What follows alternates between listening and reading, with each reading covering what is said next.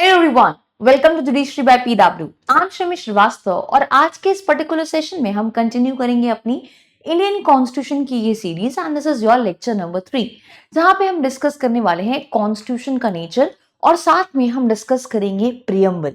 Now preamble is very important. Why will get to know in this particular session. So before I start with the session I would like to inform you कि आज के class में हमारा दो major concern रहेगा.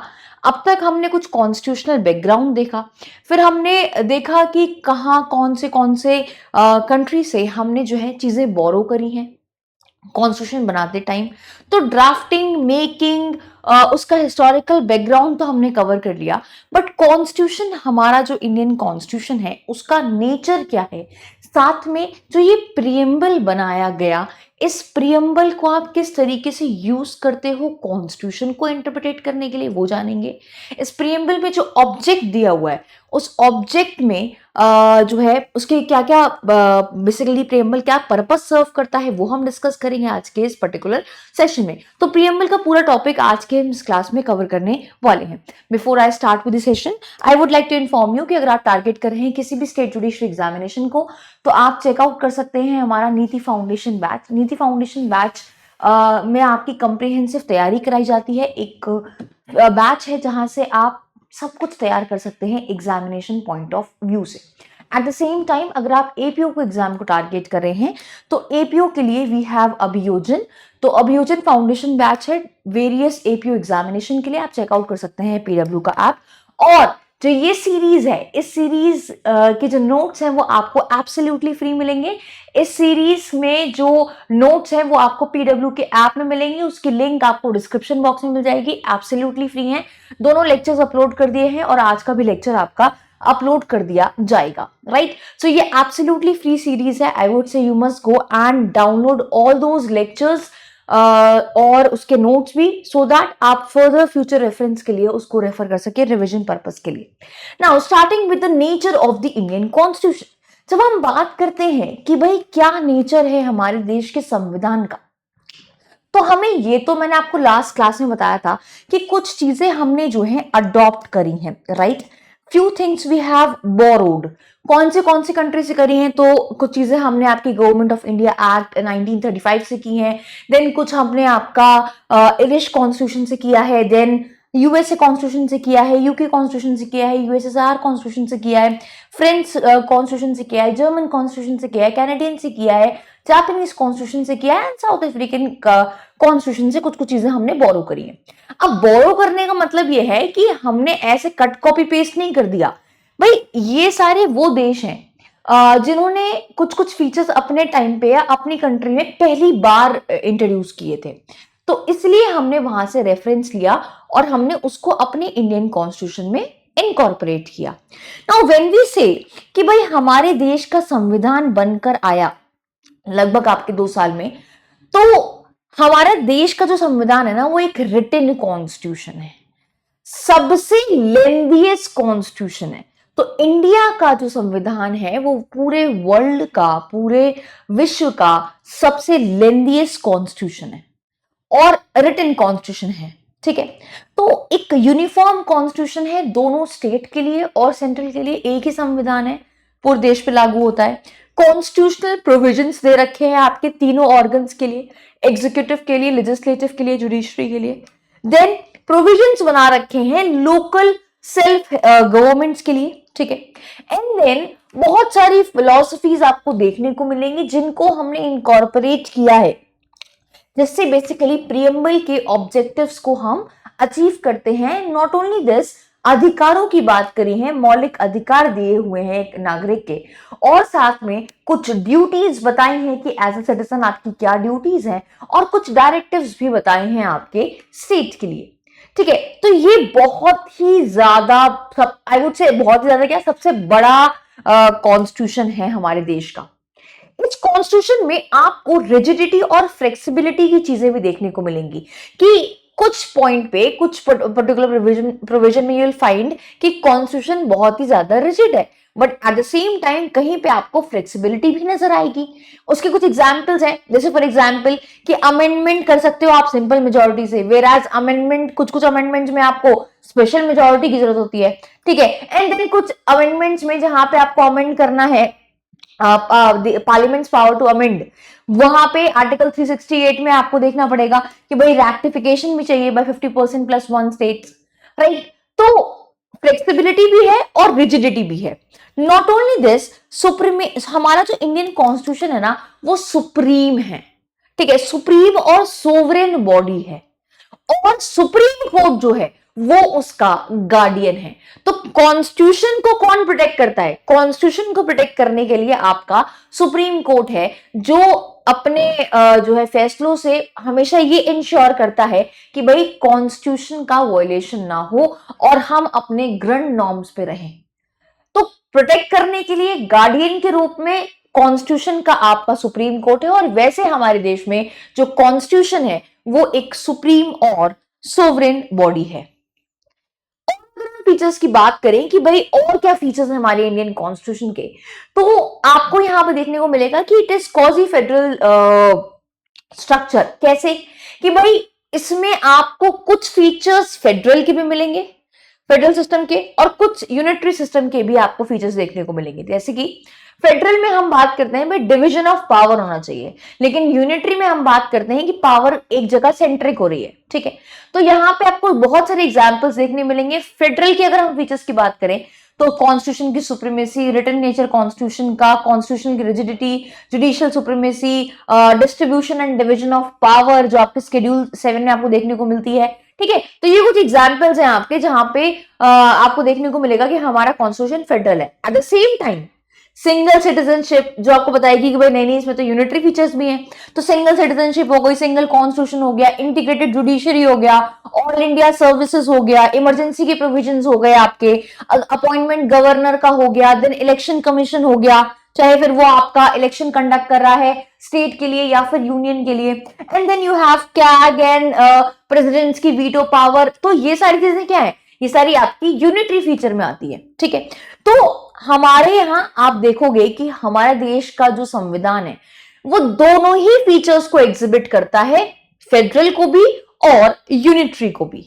Now अगर हम बात करें तो हमने आपके इंडियन कॉन्स्टिट्यूशन का एक बेसिक नेचर डिस्कस किया, या फिर आप कह सकते हो फीचर्स को डिस्कस किया कि भाई क्या यूनिक फीचर्स हमारे कॉन्स्टिट्यूशन के।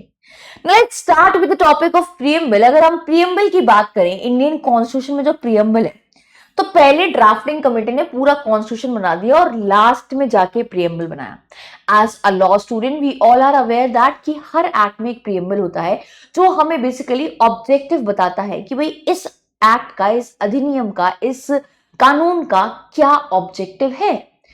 सो एज इंडियन कॉन्स्टिट्यूशन का प्रीएम्बल भी हमको कॉन्स्टिट्यूशन के ऑब्जेक्टिव्स के बारे में बताता है, बट इसका हिस्टोरिकल सिग्निफिकेंस अगर आप थोड़ा सा आप देखें तो preamble refers to the introduction और प्रीफेस ऑफ इंडियन कॉन्स्टिट्यूशन।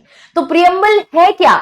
ये बेसिकली इंडियन कॉन्स्टिट्यूशन का एक इंट्रोडक्शन है, इंट्रोड्यूस कर रहा है कि देखो भाई आगे चल के आपको पूरा कॉन्स्टिट्यूशन जब आप पढ़ोगे तो आपको अल्टीमेटली दिखेगा यही जो प्रीएम्बल में रिफ्लेक्ट हो रहा है। It is a reflection of Nations identity, it's democratic ethos and foundational principles, ठीक है। तो कहीं ना कहीं प्रीएम्बल में आपको कि हमारे नेशन की आइडेंटिटी कैसी है, ठीक है, इसका बेसिक फाउंडेशन प्रिंसिपल्स क्या है, किस चीज पे बेस्ड है ये, वो देखने को मिलती है आपको प्रीएम्बल में। इतना ही नहीं, इंडियन कॉन्स्टिट्यूशन का जो पूरा सोल है ना, what was the intent of the legislator उस टाइम पे जब ड्राफ्ट कर रहे थे, तो उसका आपको एक झलक देखने को मिलेगी प्रीएम्बल में।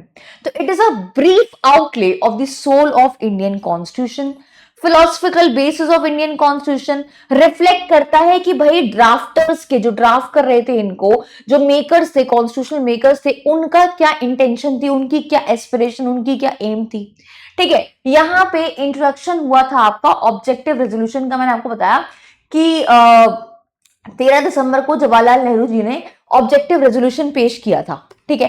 तो उस टाइम पे जब 13 दिसंबर में ऑब्जेक्टिव रेजोल्यूशन पेश किया था, तो उस ऑब्जेक्टिव रेजोल्यूशन में था क्या, यही सारी बातें दे रखी थी कि भाई हमारा क्या, हमारी क्या इच्छा है, हम कैसे देश का संविधान बनाना चाहते हैं, उस देश के संविधान में हम क्या क्या चीजें इनकॉर्पोरेट करेंगे।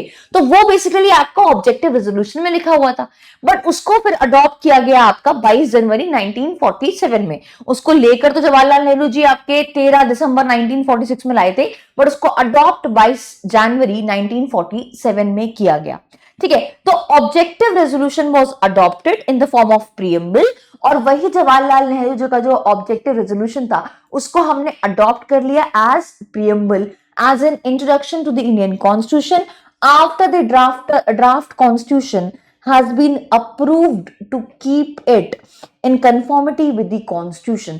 तो पूरा संविधान बन गया, उसके बाद जाके जो है प्रीएम्बल को हमने जो है अडॉप्ट किया, ठीक है। नाउ अगर कुछ इंपॉर्टेंट की पॉइंट्स की बात करूं प्रीएम्बल को लेकर, तो यहाँ पे ये कुछ लोग हैं जिन्होंने प्रीएम्बल को लेकर बहुत प्यारी प्यारी बातें कही हैं। जैसे कि आपके एन.ए. पालकीवाला ने कहा कि प्रीएम्बल बेसिकली कॉन्स्टिट्यूशन का एक आइडेंटिटी कार्ड है। Similarly J K. कृपलानी जी ने कहा कि preamble contains a mystic principle of welfare state. K M. Munshi ji ने कहा कि प्रीएम्बल जो है वो हॉरोस्कोप, पॉलिटिकल हॉरोस्कोप है हमारे कॉन्स्टिट्यूशन का, ठीक है। कृष्णा स्वामी अय्यर ने कहा कि preamble of the constitution of India expresses the dream and aspirations. ये दर्शाता है कि क्या ख्वाब थे, क्या सपने थे, क्या एस्पिरेशंस थे हमारे फाउंडिंग फादर्स के कॉन्स्टिट्यूशन के, ठीक है। एंड अर्नेस्ट बेकर ने कहा कि भाई प्रीएम्बल जो है इंडियन कॉन्स्टिट्यूशन का वो आपका एक की नोट है टू दी कॉन्स्टिट्यूशन। तो ये कुछ कुछ आपके स्टेटमेंट्स दिए गए विद रिस्पेक्ट टू प्रीएम्बल कि प्रीएम्बल हमारे देश का है क्या, उसकी जगह क्या, उसको कैसे लोगों ने अलग अलग शब्दों में बयां किया है यहाँ पे, ठीक है। नाउ अगर हम प्रीएम्बल की बात करें तो हमारे देश के प्रीएम्बल में यूएस कॉन्स्टिट्यूशन से हमने इसका फीचर इसको बोरो किया। And eight the same time अगर आप फ्रेंच कॉन्स्टिट्यूशन को देखोगे तो फ्रेंच कॉन्स्टिट्यूशन से रिपब्लिक जैसा कंसेप्ट, इक्वालिटी, फर्टिनिटी, लिबर्टी के आइडिया को हमने बोरो किया है। नाउ अगर हम सोर्स की बात करें कि सोर्स क्या है आपके प्रीएम्बल का, कहां से जो है ड्राइव होता है, तो it is we the people of India, we the people of India, ठीक है। अगर हम बात करें नेचर की तो सोवरेन, डेमोक्रेटिक, रिपब्लिक, सोशलिस्ट और सेकुलर आपके ये कीवर्ड्स हैं प्रीएम्बल के। और सोशलिस्ट और सेकुलर को 42nd अमेंडमेंट से ऐड किया गया था बाद में। किस दिन अडॉप्ट किया गया है, date of adoption of Indian constitution, तो इट इज बेसिकली योर 26 नवंबर 1949, राइट। अब ये sovereign, democratic, republic, socialist, secular, इसका मतलब क्या है? एट द सेम टाइम जो ऑब्जेक्टिव्स हैं आपके justice, equality, liberty, fraternity, integrity, इसका क्या मतलब है, इसको हम आगे डिस्कस करेंगे वन बाय वन। सो ये कुछ कीवर्ड्स हैं, sovereign, socialist, secular, democratic, Republic, justice, equality, liberty, fraternity, ये कुछ कीवर्ड्स हैं आपके, और इनका बहुत ही यू कैन से कि भाई सिग्निफिकेंस है, किसी आइडिया से ही इन शब्दों को यूज किया गया है। Let's no one by one. तो देखो जैसे मैंने आपको बताया कि किसी भी एक्ट में जब प्रीएम्बल होता है, और हर एक्ट में प्रीएम्बल होता है, तो वो प्रीएम्बल क्या बताता है, मेन ऑब्जेक्टिव क्या है, और लेजिस्लेशन का क्या, लेजिस्लेचर्स का क्या इंटेंट था, वो भी बेसिकली आपको प्रीएम्बल बताता है कि भाई उनका क्या मोटिव था, उनके क्या एस्पिरेशंस, उनके क्या ड्रीम्स थे अचीव करने के, वो आपको कहीं ना कहीं प्रीएम्बल में देखने को मिलता है। एक तरीके से ये इंट्रोडक्शन होता है स्टैट्यूट का, एंड मेनी आर टाइम्स आप ऐसे कह सकते हो कि बहुत ज्यादा हेल्पफुल होता है हमें पॉलिसी को समझने में, ठीक है, या फिर इंटेंट को समझने में कि लेजिस्लेटिव इंटेंट क्या था, ये आपको साफ साफ प्रीएम्बल से समझ में आ सकता है। ये एक्सप्रेस करता है कि व्हाट वी हैड थॉट और ड्रीम्ड ऑफ सो लॉन्ग, कि अब तक हम क्या सोच रहे थे और क्या सोच के हमने किन सिचुएशंस को केटर किया है, और क्या क्या सोच के हमने बेसिकली एक्ट को बनाया है। And so as for the constitution makers gave to the preamble the place of pride. तो जो कॉन्स्टिट्यूशन मेकर्स थे ना, उन्होंने प्रीएम्बल को कहा कि भाई has a place of pride, you can से कि भाई बहुत गर्व की बात है, ठीक है। अब एक केस आया आपका री बरेबरी केस, इसमें ऑनरेबल सुप्रीम कोर्ट ने कहा कि प्रियम्बल जो है that is a key to the mind of key to open the mind of the makers, ठीक है। वाई?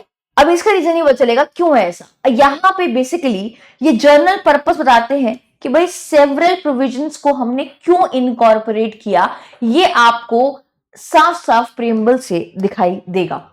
प्रियम्बल कुछ इस तरीके का है, we the people of India having solemnly resolved to constitute India into sovereign socialist secular democratic republic and to secure all its citizens liberty of thoughts expression belief faith and worship equality of status and of opportunity and to promote among them all fraternity assuring the dignity of individual and unity and integrity of the nation in our constituent assembly this 26th day of November 1949 to hereby adopt, enact and give to ourselves this constitution।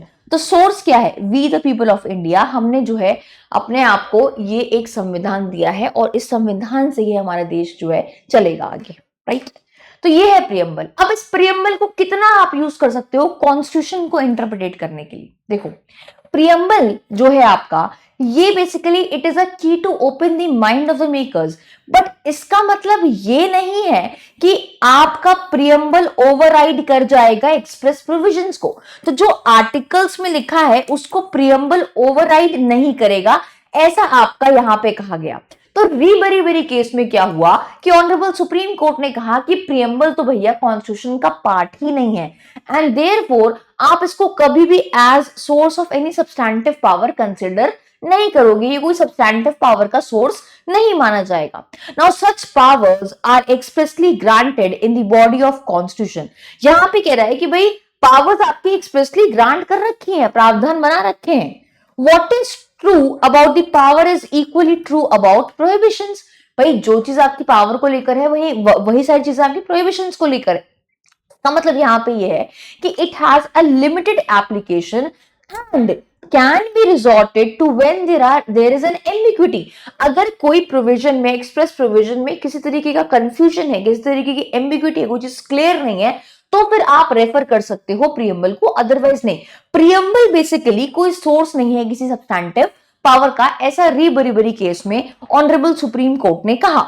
इन्होंने कहा कि जहां भी कोई provision इसके दो meaning निकल के आ रहे हैं तो आप असिस्टेंस ले सकते हो प्रियम्बल से, जिस प्रियम्बल में बेसिकली कॉन्स्टिट्यूशन के ऑब्जेक्टिव्स को इंश्राइन कर रखा है, दैट्स इट। बट इस व्यू को, ये जो व्यू आपका री बरी केस में सुप्रीम कोर्ट ने रखा, उसको बेसिकली ओवर रूल कर लिया, एक तरीके से आप कह सकते हो रिजेक्ट कर दिया केशवानंदा भारती केस में। तो केशवानंदा भारती केस में क्या हुआ, ये जो व्यू अभी हमने डिस्कस किया जो री बरी में था, उसको बेसिकली रिजेक्ट कर दिया और उन्होंने कह दिया कि preamble is a part of Indian constitution. दो इन ऑर्डिनरी स्टैट्यूट, अगर आप बाकी कोई कानून देखोगे तो ज्यादा प्रियम्बल को इंपॉर्टेंस अटैच नहीं की गई है, लेकिन जब हम कॉन्स्टिट्यूशन के प्रियम्बल की बात करते हैं तो हम उसको स्पेसिफिकली डेडिकेटेडली पढ़ते भी और उसकी इंपॉर्टेंस भी है, ठीक है। All importance has to be attach to the preamble in the constitutional statute। Honourable justice Sikri ने ऑब्जर्व किया कि उनकी नजरों में प्रियम्बल के भैया बहुत ही ज्यादा इंपॉर्टेंस है और constitution should be read and interpreted, और पूरे संविधान को हमें पढ़ने की जरूरत है in the light of the preamble, the grand and the noble vision expressed in the preamble. तो जो विजन उस प्रियम्बल में एक्सप्रेस है ना, उसके हिसाब से ही हमको कॉन्स्टिट्यूशन को इंटरप्रेटेट करने की जरूरत है, उसके हिसाब से ही हमको कॉन्स्टिट्यूशन को पढ़ने की जरूरत है। क्या पर्पस हमारा इंडियन कॉन्स्टिट्यूशन सर्व करता है? जब हम बात करते हैं कि भाई इंडियन कॉन्स्टिट्यूशन क्या पर्पस सर्व करता है, तो भाई सबसे पहले तो हमें वो सोर्स बताता है कि ये कॉन्स्टिट्यूशन आ कहां से रहा है। तो कहां से आ रहा है? We the people of India से जो है आपका ये कॉन्स्टिट्यूशन आ रहा है, तो हमें सोर्स बता रहा है, ठीक है। यहाँ पे इसमें आपके इनैक्टिंग क्लॉज दे रखे हैं जो बेसिकली फोर्स में लाते हैं हमारे संविधान को। नॉट ओनली दिस, प्रियम्बल में डिक्लेयर कर रखे हैं great rights and freedoms which the people of India intended to secure to all citizens and basic type of government and polity which was used to be established, ठीक है। तो basic किस तरीके की सरकार रहेगी, किस तरीके की गवर्नमेंट रहेगी, क्या राइट्स रहेंगे, तो वो सारी चीजें आपकी दे रखी है। This is the basic purpose, isn't it? Now यहाँ पे भाई दिस इज वेरी क्लियर कि कॉन्स्टिट्यूएंट असेंबली, जो संविधान की सभा, संविधान बनाने के लिए जो संवैधानिक सभा बनी थी, ठीक है, it is the ordained by the people of India through their representative assembled in the sovereign constituent assembly। तो कॉन्स्टिट्यूएंट असेंबली में भी जो लोग थे वो भी तो कुछ लोग प्रिंसली स्टेट से नॉमिनेटेड थे, तो कुछ लोगों का जो है जो कुछ लोग रिप्रेजेंट कर रहे थे लोगों को, है ना, इलेक्ट होकर आए थे, तो दोनों तरीके से लोग आए हुए थे। तो यहाँ पे कहता है कि प्रियम्बल डिक्लेयर कर रहा है अनएम्बिगुअस टर्म में, यानी कि बिल्कुल क्लियर क्लियर यहाँ पे ये कहता है that it is the people of India, ये पीपल है इंडिया के जिन्होंने अडॉप्ट किया है, इनैक्ट किया है और अपने आप को ये संविधान दिया है। और ये डिक्लेयर करता है therefore the source of authority under the constitution. तो सोर्स क्या है? सोर्स है हमारा पीपल ऑफ इंडिया, ठीक है। Now these people of India and there is no subordination, और यू कैन से हमारी किसी भी तरीके की एक्सटर्नल अथॉरिटी को कोई भी सबऑर्डिनेशन नहीं है, राइट। तो सोर्स क्या है हमारे इंडियन कॉन्स्टिट्यूशन का? We the people of India. इसमें साफ साफ लिखा हुआ है कि भाई we the people of India, जो देश के लोग हैं, इन्होंने अपने आप को संविधान ये दिया है, अडॉप्ट किया है, इनैक्ट किया है, खुद को ये संविधान दिया है।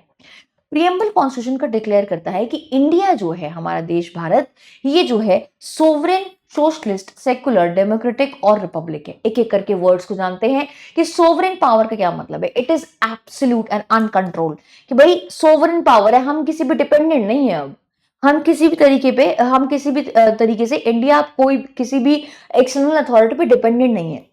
India is no more dependent upon outside authority, बाहरी कोई अथॉरिटी पे हम डिपेंडेंट बिल्कुल भी नहीं है। हाउएवर इंडिया स्टिल भी आज के टाइम पे भी मेंबर है आपके कॉमनवेल्थ ऑफ नेशंस का, but it has been said its membership of Commonwealth of nation is not inconsistent with its sovereign status. तो उसके सोवरेन स्टेटस से वो इनकंसिस्टेंट नहीं है, उसका मेंबर है वो एक अलग बात है, बट उसके सोवरेन स्टेटस से वो चीज जो है इनकंसिस्टेंट बिल्कुल भी नहीं है। तो सोवरेन का क्या मतलब है कि भाई हमारे पास सोवरेन पावर है, अब हम किसी भी एक्सटर्नल अथॉरिटी पे डिपेंडेंट नहीं है, एब्सोल्यूट है। When we talk about democratic state, तो democratic state it means it means that it may have an elected and hereditary head. Election होगा, ठीक है। अब कैसे इसको देखो यहाँ पे कि इट इज रिपब्लिक बिकॉज जो स्टेट का हेड है, ठीक है, वो कोई हेरिटरी मोनार्क नहीं है आपका, ठीक है। द पॉलिटिकल सोवरेनिटी जो है वो वेस्ट करती है लोगों के हाथ में, जनता के हाथ में। And the head of the state is the only person elected by the people for the fixed term. तो यहां पे जो ये स्टेट का हेड है वो किसके द्वारा इलेक्ट होके आ रहा है? लोगों द्वारा इलेक्ट होके आ रहा है, एक लिमिटेड टर्म के लिए आ रहा है, फिक्स टर्म के लिए आ रहा है। हमारे कॉन्स्टिट्यूशन में जो देश के प्रेसिडेंट हैं, जो एग्जीक्यूटिव के हेड माने जाते हैं, एंड उनका भी इलेक्शन होता है, who is elected as oppose to monarch. अगर हम हेरिटरी मोनार्क की बात करें तो भाई वहां पर तो इलेक्शन नहीं होता, लेकिन हमारे देश में प्रेसिडेंट का इलेक्शन होता है, एंड वो भी सिर्फ 5 साल के लिए ऑफिस को होल्ड करते हैं। अगर हम बात करें टर्म डेमोक्रेटिक की, तो ये इंडिकेट करता है आपका that constitution has established a form of government which gets its authority from the people. तो यहाँ पे जो ये जो वर्ड डेमोक्रेटिक स्टेट है ना, कि भाई India is a democratic state, तो यहाँ पे कहता है कि भाई कॉन्स्टिट्यूशन ने एस्टैब्लिश किया एक ऐसे तरीके की सरकार जहां पे जो बेसिकली आपका अथॉरिटी लेती है कहां से? Will of the people, from the will of the people. तो जो रूलर्स हैं बेसिकली कि भाई स्टेट को कौन रूल करेगा, वो इलेक्ट होते हैं by people and are responsible to them. तो उनको चुनता कौन है? देश की जनता ही चुनती है। डेमोक्रेटिक सेटअप जो है 2 तरीके के होते हैं, एक होता है डायरेक्ट, एक होता है इनडायरेक्ट। हमारे देश में इनडायरेक्ट सेटअप है। कैसे? इनडायरेक्ट डेमोक्रेसी में लीगल और पॉलिटिकल सोवरेनिटी लोगों में, जनता में वेस्ट करती है, ठीक है, as in the case of Switzerland. लेकिन अगर हम इनडायरेक्ट सिस्टम ऑफ डेमोक्रेसी की बात करें तो it is the representatives of the people who exercise, ये हम लोग ही तो रिप्रेजेंट करते हैं, जो सिलेक्ट होके आते हैं, फाइनली सिलेक्ट होते हैं, जो देश को रूल करे, स्टेट को रूल करे, वो जो रूलर्स हैं वो बेसिकली इलेक्टेड, इलेक्शन तो हमने किया है ना, इलेक्ट तो हमने किया, सेलेक्ट तो हमने किया उन्हें, राइट। तो जो रिप्रेजेंटेटिव होते हैं जनता के, वो बेसिकली आपकी पावर एक्सरसाइज करते हैं, legal as well as political. तो जो electoral choose their representative who carry on the government, and it is for this reason, इसी वजह से कि हमारे रिप्रेजेंटेटिव चला रहे होते हैं सरकार या देश चला रहे होते हैं, तो वो बेसिकली इसीलिए कहा गया है कि इस टाइप की डेमोक्रेसी को हम कहते हैं रिप्रेजेंटेटिव डेमोक्रेसी। इंडिया में कॉन्स्टिट्यूशन में वी हैव अडॉप्टेड इनडायरेक्ट और a representative system of democracy, और हमारे देश में 18 साल से ऊपर के सारे लोगों के पास ये अधिकार है कि वो वोट कास्ट कर सकते हैं।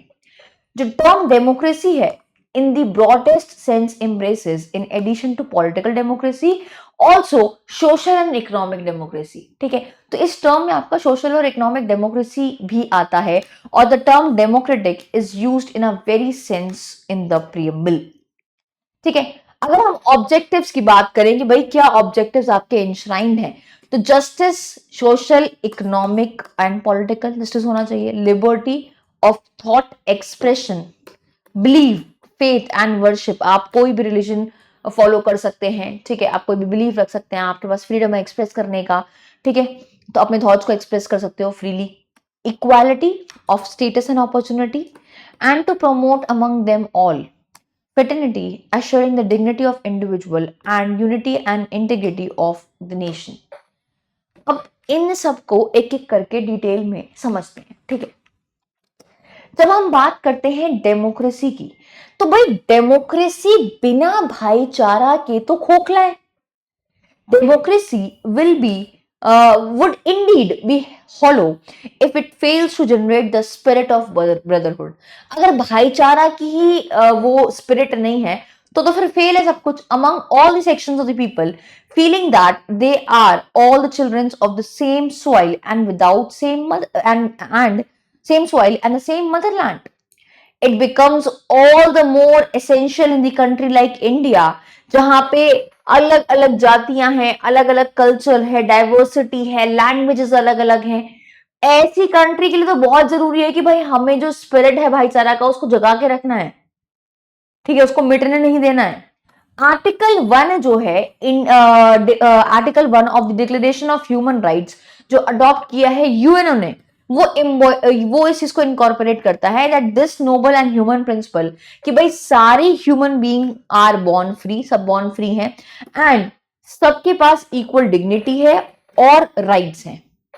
They are endowed with a reason and conscience and should act towards one another in the spirit of brotherhood, कि भाई सब एक दूसरे के साथ मिलजुल के रहे, एक भाईचारा रहे। It is the concept of brotherhood of men which is contained in the preamble of the constitution।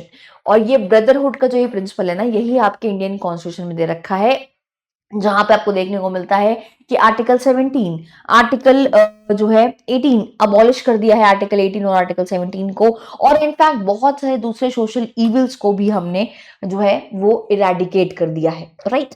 Now liberty, equity, fraternity which the constitution secures, जो कॉन्स्टिट्यूशन हमारा कोशिश करता है कि भाई हम सिक्योर करेंगे for the people of India, क्या चीज, इक्वालिटी, लिबर्टी और fraternity, are to serve this primary objectives of ensuring social, economic and political justice। तो भाई लिबर्टी, इक्वालिटी और फर्टिनिटी जो हमारा कॉन्स्टिट्यूशन कोशिश करता है कि भाई वो सिक्योर करेगा for the people of India, are to serve, और ये सिक्योर क्यों किया जा रहा है, ताकि हम सर्व कर सके एक बेसिक ऑब्जेक्टिव, किस चीज का, इंश्योर करने का, सोशल, इकोनॉमिक और पॉलिटिकल जस्टिस। अब जस्टिस का जो कंसेप्ट है ना, that is harmonious blending of selfish nature of main and the good of the society. भाई जस्टिस, अब जस्टिस सिर्फ होना ही नहीं चाहिए, दिखना भी चाहिए कि न्याय हो रहा है। तो जस्टिस बेसिकली एक हार्मोनियस ब्लेंडिंग है सेल्फिश नेचर की और गुड ऑफ द सोसाइटी की, the attainment of collective good as distinguished from individual good is the main aim of rendering justice, combining the ideals of political, social, economic democracy with that of equality, fraternity in preamble।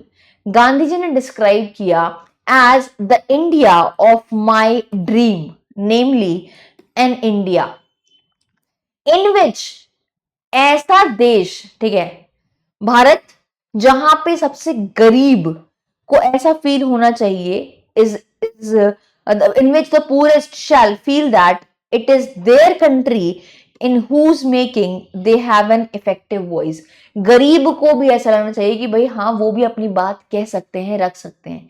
And India, जहां पे सारी communities जो हैं वो perfect harmony के साथ रहती हैं, ठीक है। तो गांधी जी ने इस चीज को बहुत ही अच्छे तरीके से डिस्क्राइब भी किया था कि भाई एन इंडिया, एक ऐसा भारत, मेरा ऐसा भारत, या ऐसा भारत जहां पे सब हार्मोनी से रहते हैं, एट द सेम टाइम जहां पे गरीब भी अपनी बात कह सकता है। राइट नाउ, अगर हम बात करें सोशलिज्म के प्रिंसिपल की, तो सोशलिज्म आपका इम्प्लिसिट है प्रियम्बल में और डायरेक्टिव प्रिंसिपल ऑफ कॉन्स्टिट्यूशन में। अब डायरेक्टिव प्रिंसिपल स्टेट पॉलिसी जो कॉन्स्टिट्यूशन की है उसमें कैसे इनकॉर्पोरेटेड है। जो टर्म इकोनॉमिक जस्टिस है ना प्रियम्बल में, वो बेसिकली डोनेट करता है, basically the economic justice in the preamble denotes nothing but India's resolve to bring socio-economic revolution, ठीक है। तो socio-economic revolution लाने का ही बेसिकली ऑब्जेक्टिव यहाँ पे आपको देखने को मिलता है। Directive principles, particularly Article 39B and C of the Constitution are the charter of social and economic liberties of the people। यहाँ पे जो वर्ड सोशलिज्म यूज किया गया है, इसकी कोई डेफिनेट मीनिंग नहीं है। It has invariably be used in both types of constitution. ये आपका डेमोक्रेटिक कॉन्स्टिट्यूशन में भी और कम्युनिस्ट कम्युनिकेशन में भी यूज किया जाता है, लेकिन हमारे यहाँ इस सोशलिज्म वर्ड को यूज किया जाता है एज योर डेमोक्रेटिक सोशलिज्म, ठीक है। जनरली जो टर्म है ये इंप्लाई करता है कि ऐसा सिस्टम होगा गवर्नमेंट का जहां पे मीन्स ऑफ प्रोटेक्शन को होली और पार्शियली कंट्रोल करेगा स्टेट, ठीक है। तो ये एक ऐसा सिस्टम है जहां पे जो प्रोडक्शन हो रहा है, ठीक है, उसको कौन कंट्रोल कर रहा है? स्टेट कंट्रोल कर रही है। India's socialism is however a democratic socialism and not a communist socialism. Communist socialism नहीं है। फॉर द पर्पस प्रियम्बल ने कंबाइन किए हैं दो वर्ड्स, सोशलिज्म और डेमोक्रेसी, दोनों को एक साथ किया है। बहुत सारे थिंकर्स ने, राइटर्स ने इसको क्रिटिसाइज किया और कहा कि भाई ये कंसेप्ट आपका एक साथ एग्जिस्ट कर ही नहीं सकता, ठीक है। It has been said that कि भाई डेमोक्रेसी और सोशलिज्म को एग्जिस्ट नहीं कर सकते। This criticism is however now just not justified in the view of gradual changing of the thinkings of the model socialist। this thinking is in line with the idea of welfare state। अब ये जो idea है socialism और democracy को साथ incorporate करने का, ये बेसिक जो इसका अंडरलाइंग प्रिंसिपल है is of the welfare state. Welfare state would prevent only the excess of exploitation and free competition without destroying the individual initiative। कि भाई हम जो है, अगर कोई एक्सेसिव एक्सप्लॉइटेशन हो रहा है, एक्सेस में एक्सप्लॉइटेशन हो रहा है, तो उसको रोकेंगे और एक तरीके से फ्री कंपटीशन करेंगे, और जहां पे इंडिविजुअल का इनिशिएटिव भी डिस्ट्रॉय नहीं होगा, खराब नहीं होगा, ठीक है। एंड विदाउट अफेक्टिंग और without detriment to the political freedom। It is thus the marriage of democracy and socialism which has been embedded in the Indian constitution, and this is how we are keeping the harmony। this is how we are saying कि भाई democracy और आपका जो socialism है वो को exist कर सकता है, कि भाई हम इंडिविजुअल के इनिशिएटिव्स को बेकार भी नहीं जाने देंगे, और अगर एक्सप्लॉइटेशन हो रहा होगा तो उसको रोकेंगे, ठीक है। And eight the same time सिर्फ एक्सप्लॉइटेशन को ही नहीं रोकेंगे, एक्सप्लॉइटेशन के साथ साथ हम यहाँ पे पूरा मौका देंगे फ्री कंपटीशन का, ठीक है। नाउ अगर हम बात करें टर्म इंटीग्रिटी की, तो integrity is intended to put an end to the separatist tendencies and make people feel that every part of India is their home। कि भाई इस देश का हर एक कोना तुम्हारा घर है, ऐसा फील कराना, ठीक है। This concept is already implicit in the nature of federalism, ठीक है। ये फेडरेशन के नेचर में ऑलरेडी आपका इनकॉर्पोरेटेड है। फ्रेमर ने बेसिकली यूज किया है word India shall be union of states. Article 1 में आप इंडियन कॉन्स्टिट्यूशन के देखोगे, वहां पे लिखा हुआ है India shall be union of state with a view to make it clear, बिल्कुल साफ साफ क्लियर कर दिया है that the state have no right to suicide from the federation. ठीक है, डिवीजन ऑफ पावर तो हो गई।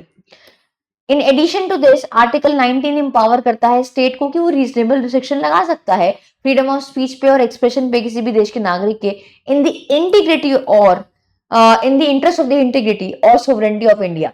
कि भाई ऐसा नहीं है कि जो मन आए वो बोलोगे, उस पर कोई रीजनेबल रिस्ट्रिक्शन भी है, ऐसा नहीं है कि आपके जो मन में आए वो बोल रहा है। तो देश की सोवरेनिटी और इंटीग्रिटी को बचाने के लिए, उसके इंटरेस्ट को देखते हुए यहाँ पे स्टेट के पास ही पावर है कि वो रीजनेबल रिस्ट्रिक्शन लगा सकता है। Now, this freedom cannot be allowed to endanger the integrity and sovereignty or to allow citizens to preach secessions of any part of India from the union. Right? In the above, in the view of the above provision of the constitution, this amendment was not necessary. तो यहाँ पे basically कहता है भाई India shall be the union of states. Secularism की अगर हम बात करें तो secularism means a state which does not recognize religion as a state religion. भाई स्टेट का अपना कोई रिलीजन नहीं है, न्यूट्रल रहता है स्टेट आपका, स्टेट का कोई भी अपना धर्म नहीं है एंड वो सारे धर्म के लोगों को इक्वली ट्रीट करता है। तो सेकुलरिज्म का एक फीचर आपको प्रियम्बल में देखने को मिलता है। The concept of secularism was already implicit in the constitution, liberty of जो हमने पढ़ा अभी आपको थॉट्स, ठीक है, एक्सप्रेशन। तो यहाँ पे आपको देखने को मिलता है कि भाई ये वाला आपका फीचर ऑलरेडी इनकॉर्पोरेटेड है।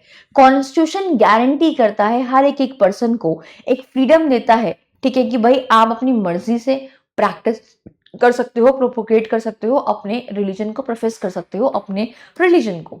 Now in the case of SR Bommai versus union of India, supreme court ने हेल्ड किया that secularism is a part of basic structure, ठीक है। And in the case of Aruna Roy versus State of Union of India, Supreme Court has said that secularism has a positive meaning, that it is developing understanding and respect towards different religion. कि भाई हर एक धर्म के लोग जो हैं दूसरे धर्म के लोगों की इज्जत करें, रिस्पेक्ट करें, and some way or the other it is very good and helpful also, right? Or it is helpful in developing, understanding and respecting each other's religion.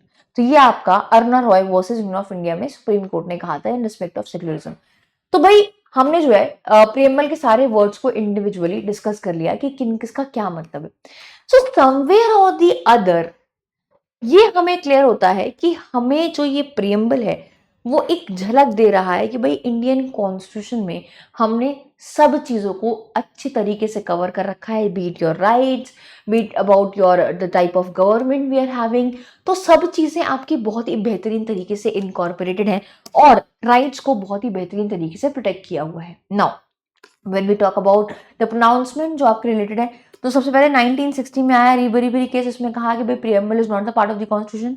फिर 1973 में आया आपका केशवानंद भारती केस, इसमें कहा गया प्रियम्बल जो है वो कॉन्स्टिट्यूशन का पार्ट है। और उसके बाद आया आपका LIC केस 1995 में, जिसमें कहा कि प्रियम्बल जो है वो इंटीग्रल पार्ट है हमारे इंडियन कॉन्स्टिट्यूशन का, राइट। तो ये कुछ आपके इंपॉर्टेंट प्रोनाउंसमेंट है प्रियम्बल से जो you must know. So this was all about the preamble. अगर आप मुझसे अभी तक टेलीग्राम पे कनेक्ट नहीं हुए हैं तो what are you waiting for, जल्दी से जाके आप मुझे सर्च करें मेरे नाम से और आप मुझसे कनेक्ट कर सकते हैं टेलीग्राम पे। अगर आपको कोई भी डाउट है, कोई भी क्वेरी है, तो आप मुझे रीच आउट कर सकते हैं टेलीग्राम पे, श्रीमी श्रीवास्तव सर्च करके कनेक्ट कर सकते हैं। मेरी क्लास के अपडेट, नोटिफिकेशन, कॉन्टेंट, ये सारी चीजें आपको मिल जाएंगी इस टेलीग्राम चैनल पे। So I hope you have understood it well. आपको प्रियम्बल समझ में आया होगा अच्छे तरीके से। अगर इसके रिस्पेक्ट में कोई भी डाउट है तो please feel free to ask me anything on Telegram, right.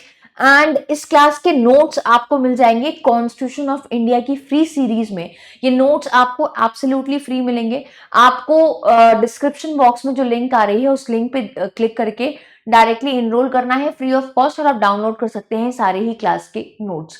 ये सीरीज जो आज मुझसे पहली बार जुड़े हैं मैं उन्हें बताना चाहती हूँ कि ये सीरीज आपकी मंडे टू फ्राइडे होती है 7 बजे से 8 बजे तक, राइट। तो 7 to 8 वाले स्लॉट में आपकी ये सीरीज है, रेगुलर रहती है और आपके सारे टॉपिक्स में इंडियन कॉन्स्टिट्यूशन के यहाँ पे कवर कराऊंगी।